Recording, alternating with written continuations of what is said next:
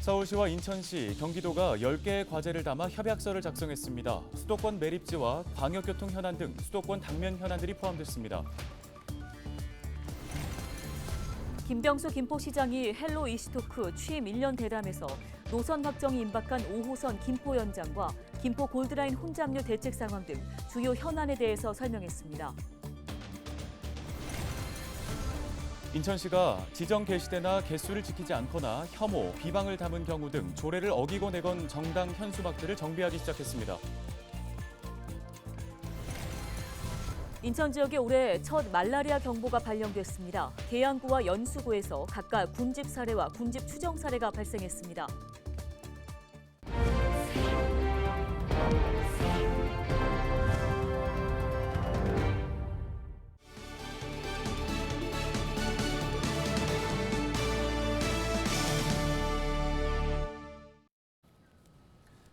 시청자 여러분 안녕하십니까? 헬로티비 뉴스입니다.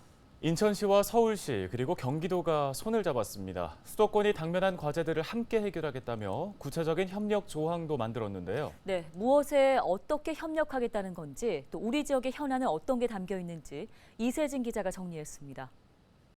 물밑 협의를 이어오던 수도권 지자체 3곳. 11일 구체적인 협력안을 담은 협약서를 공개했습니다. 수도권 시민과 도민을 위해서 당적 상관없이 또 갖고 맡고 있는 것을 넘어서서 함께 실무 보태면서 협약서에 담긴 10개 과제 가운데 첫 번째는 폐기물 처리 문제입니다. 인천시의 최대 현안이기도 한 수도권 매립지 문제는 사자 합의 사항을 원칙으로 삼겠다는 내용을 명문화했습니다. 민선 8기 들어 환경부를 포함한 사자 협의체 논의가 재가동되고 있는 만큼 협력을 다시 한번 강조한 겁니다. 광역교통 현안도 빠지지 않았습니다. 새 지자체는 수도권 광역급행철도부터 서둘러 완공하고 광역철도와 버스를 확충한다는 데 뜻을 모았습니다. 단체장 공약과도 닿아 있는 경인선 지하화나 아라뱃길 활성화, 서해뱃길 복원 사업도 협력해야 할 사항에 담겼습니다. 이제는 해결해야 될 수도권 매립지 문제부터 매일 원거리로 출퇴근하는 수도권 주민들을 위한 교통 문제에 이르기까지 참으로 다양한 문제들이 산적해 있습니다. 여러 분야에서 협력이 필요하다는 데 공감하고 다만 수도권 지자체가 당면한 대부분의 과제들은 이해관계가 저마다 달라 향후 협의가 관건입니다. 당장 GTX나 광역철도만 보더라도 지자체별 요구 노선이 다르고 이에 따른 지역 간 갈등도 적지 않아 그동안 뜻을 모으기가 쉽지 않았기 때문입니다. 매립지 문제 역시 입장 차이로 오랫동안 풀기 어려웠던 숙제입니다. 이게 지금 논의가 되고 있는 환경 문제, 교통 문제, 경제 문제, 문화 문제 이런 제반 모든 사항이 앞으로도 잘 오직 그 시민 도민 그리고 대한민국의 미래를 위한 차원에서 대승적으로 다 결정하고 지역과 여야 구분 없는 문제 해결에 뜻을 모은 새 단체장. 모두가 만족할 수 있는 해법과 정책은 새 지자체가 풀어야 할 남은 과제입니다. 헬로티비 뉴스 이세진입니다. 김병수 김포시장이 취임 1년 주요 성과로 콤팩트시티 유치와 지자체 간 5호선 연장 합의를 꼽았습니다. 김 시장은 국토부가 제시했던 5호선 연장의 조건들을 김포시가 대부분 해결했다고 자평했습니다. 네, 서울 5호선 연장 노선 관련해 대강의 발표가 가까워지는 시점에서 김병수 김포시장이 밝힌 현재까지의 진행 상황을 정리해봤습니다. 김진재 기자입니다. 김병수 김포시장은 취임 1년 주요 성과로 콤팩트시티 유치와 서울 5호선 연장 협약을 꼽았습니다. 국토교통부는 지난 2021년 4차 국가철도망 구축 계획을 발표하며 서울 5호선 김포 검단 연장을 추가 검토 사업으로 반영했습니다. 김병수 시장은 당시 국토부가 제시한 조건들을 김포시가 해결했다며 이제 5호선 연장까지의 노선 확정만 남았다고 자평했습니다. 저희 김포시가 사실 지자체 합의를 해결했고 그다음에 경제적 타당성 제고를 위해서 이제 콤팩트 시티도 사실 유치한 것이고 그리고 최근에 이제 서구청이 우려하는 그런 문제까지도 저희가 협약을 맺으면서 우려를 해소를 시켰고 그러다 보니까 마지막 남은 것은 이제 노선 확정이죠. 특히 김 시장은 조만간 대광위가 절충안을 내놓을 것이라며 5호선 연장은 경제성이 높은 김포시 요구안으로 결정돼야 한다고 강조했습니다. 모든 지자체가 대광위의 조정에 대해서 동의하고 따르겠다는 그런 합의서도 좀 쓰고 있는 중을 알고 있습니다. 경제적 타당성이 높은 노선, 그리고 2018년도부터 지금까지 한결같이 정부가 유지하고 있는 노선 그대로 발표돼야 한다라는 것이 저희 김포시의 입장입니다. 김병수 시장은 5호선 연장 사업에 있어 예비 타당성 조사 면제는 필수적이라는 입장.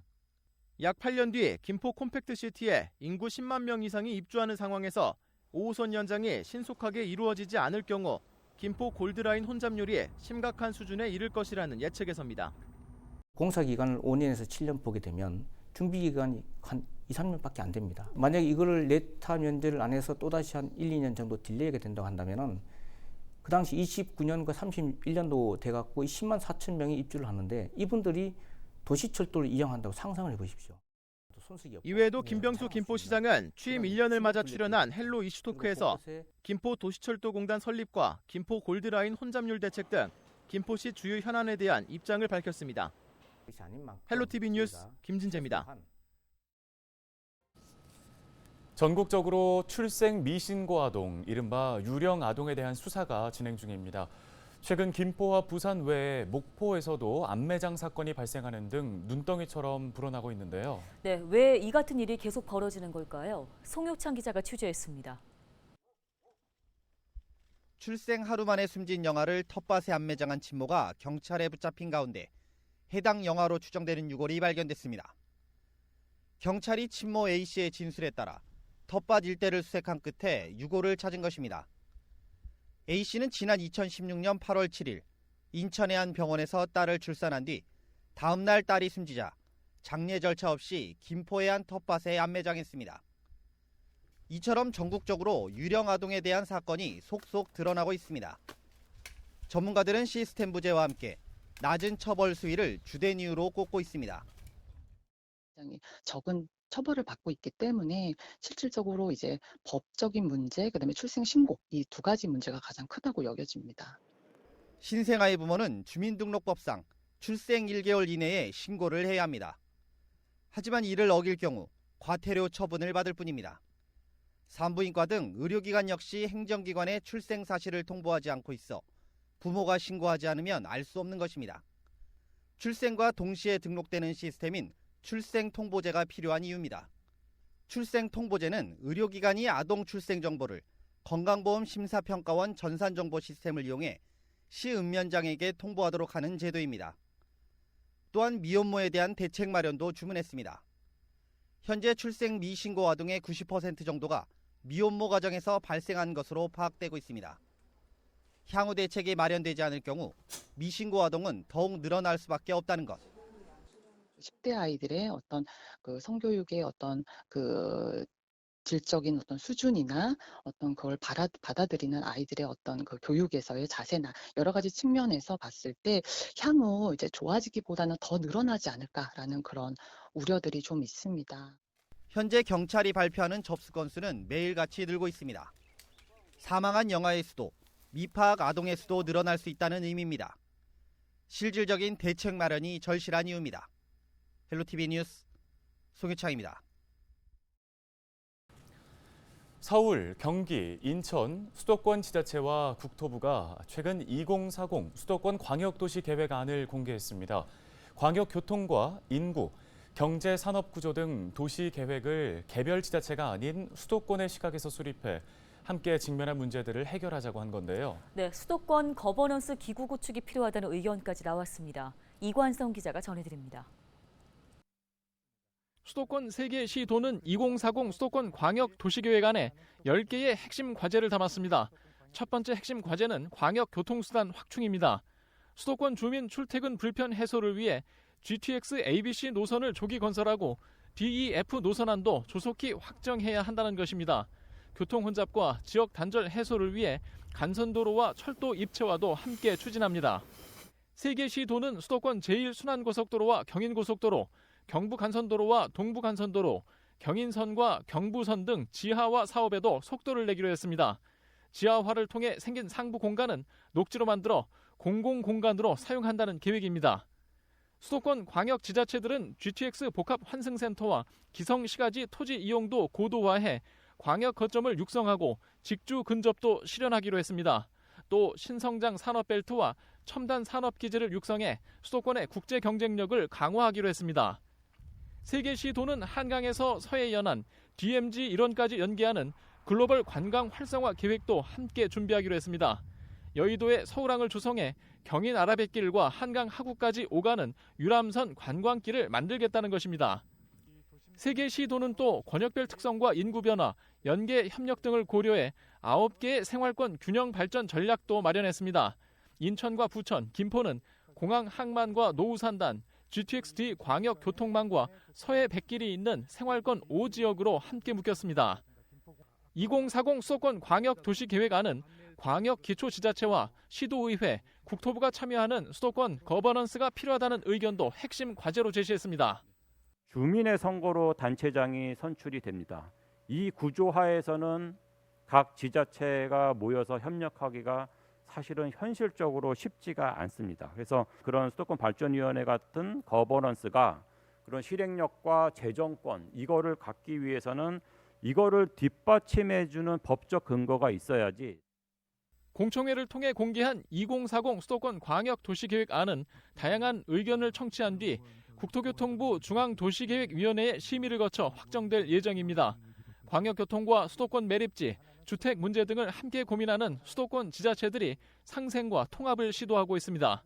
헬로우TV 뉴스 이관서입니다.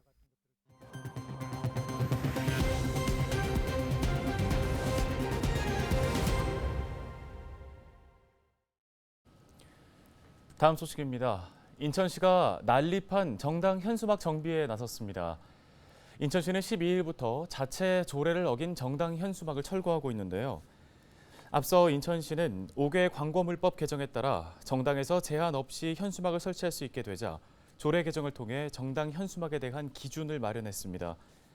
이에 따라 지정 게시대가 아닌 곳에 걸리거나 혐오, 비방 등의 내용을 담은 경우 또 개수가 지켜지지 않은 정당 현수막은 철거 대상이 될 수 있습니다. 인천 지역에 올해 첫 말라리아 경보가 발령됐습니다. 계양구와 연수구에서는 최근 각각 군집 사례와 군집 추정 사례가 발생했습니다. 군집 추정 사례는 말라리아 위험 지역에서 증상 발생 간격 30일 이내, 거주지 거리 1km 이내 2명 이상의 환자가 발생한 건데요. 유전형 분석 결과 각 환자의 유전형이 같은 경우 군집 사례로 분류하고 있습니다. 이에 시는 해당 구에 말라리아 경보를 발령하고 주의를 당부했습니다. 말라리아에 걸릴 경우 발열이나 오한 등의 증상이 발생할 수 있으며 증상이 나타나면 즉시 보건소나 가까운 의료기관에 방문해야 합니다. 한편 인천 지역은 지난 11일 기준 44명의 말라리아 환자가 발생했는데 지난해 같은 기간 18명 대비해서 2배 이상 증가한 수치입니다. 시승격 50주년을 맞아 시민들이 선정한 부천의 주요 명소, 이른바 부천 팔경이 12일에 공개됐습니다. 부천 팔경에는 백만송이 장미원, 부천 자연생태공원, 진달래동산, 상동호수공원 수피아, 부천 둘레길, 한국만화박물관, 부천아트센터, 부천아트벙커 B3구가 최종 선정됐는데요. 부천시는 지난 4월 지역 명소 29곳 가운데 심사를 거쳐 상위 14곳을 후보로 올린 후 시민 3천여 명을 대상으로 온라인 투표를 거쳐 최종 8곳을 선정했습니다. 부천시는 앞으로 부천 팔경을 위주로 한 도시 관광 프로그램, 포토존 등을 운영할 계획입니다. 인천의 청소년들이 진로 체험을 자유롭게 할 수 있는 박람회가 개막했습니다. 송도 컨벤시아 전시장에 마련된 인천 청소년 진로 박람회는 12일부터 13일까지 이어집니다. 박람회에 참여한 청소년들은 자신이 원하는 진로 체험 프로그램을 선택해 직업 체험 활동을 해볼 수 있는데요. 특히 인천의 8대 전략 산업과 관련된 직업 체험에 참여해 볼 수 있고 창업이나 진로 설계를 위한 다양한 이벤트에도 참여할 수 있습니다. 인천시 특별사법경찰이 지난 5월부터 6월까지 군, 구와 합동으로 주변 환경오염이 예상되는 대기 배출 사업장 38곳을 기획 수사해 8곳을 적발했다고 밝혔습니다. 이번 수사는 비용을 줄이기 위해 대기오염 방지 시설을 축소 운영하는 등 부적정하게 운영했는지에 중점을 뒀는데요. 시 특사경은 대기환경보전법을 위반한 공기 희석 배출과 자가 측정 미이행 등 두 곳의 책임자와 법인을 각각 입건하고 수사 후에 검찰에 송치할 예정입니다.